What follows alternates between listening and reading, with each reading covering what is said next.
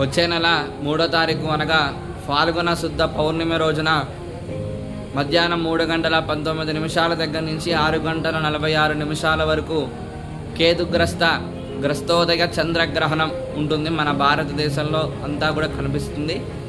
ఈ యొక్క గ్రహణం అనేది పుబ్బా నక్షత్రం సింహరాశిలో ఈ యొక్క గ్రహణం జరుగుతుంది. కాబట్టి సింహరాశి వారు, పుబ్బా నక్షత్రం వారు ఈ యొక్క గ్రహణాన్ని చూడకూడదు.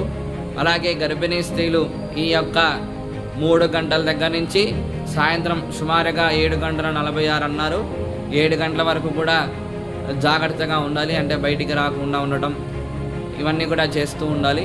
కావున ఈ గ్రహణ సమయంలో యథాశక్తిగా దైవనామస్మరణ, జపం ఇదంతా కూడా చేయటం వల్ల విశేషమైన ఫలితం అనేది లభిస్తుంది. కావున అందరూ కూడా జాగ్రత్త పడతారు అని కోరుకుంటున్నాము. శ్రీమాత్రే నమః.